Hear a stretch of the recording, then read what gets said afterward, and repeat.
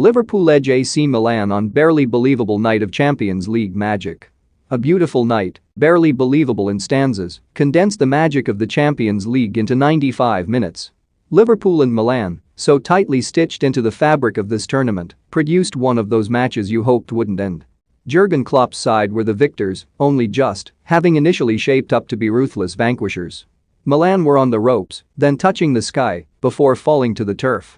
A fixture oozing with European pedigree, historically reserved for the final of this elite competition, flicked the switch on Group B with 5 goals and bucket loads of holy S. What a glorious way to end a long, soulless 553 days here without continental football being painted by a backdrop of witty banners and soundtracked by relentless passion.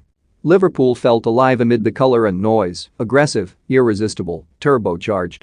Milan's young side, one that thrived sans pressure in empty stadiums, looked lost in it. Until they didn't. Forget the absence of Zlatan Ibrahimovic, their lion, Milan were playing possum. And so an incredible first half provided more drama than any plot twist on Netflix. It started breathlessly, pass, move, shot. Before you could blink, so it went again.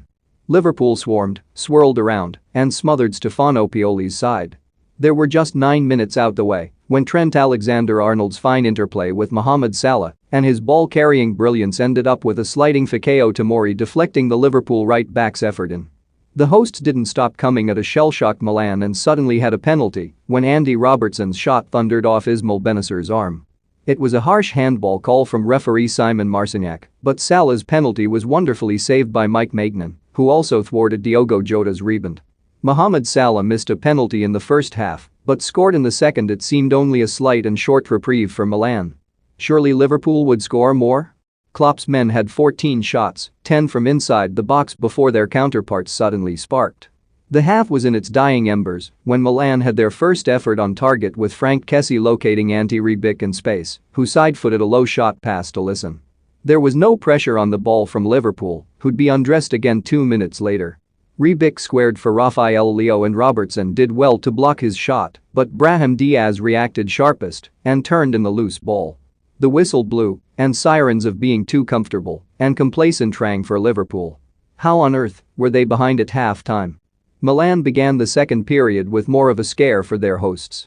Their first corner of the game was taken short and Jordan Henderson miskicked a low cross, which Simon Kjaer turned in, but it was ruled out for offside. Liverpool had enough wake-up calls and shook off the slumber. The lesser-spotted Divock Origi supplied a delicious, chipped return pass for Salah to happily finish. Then up stepped the captain, with as sweet a strike as you could like. Alexander-Arnold's corner was cleared to Henderson, who barreled it on the half volley into the bottom corner. Substitutions flowed and chances were still being carved out, primarily by Milan,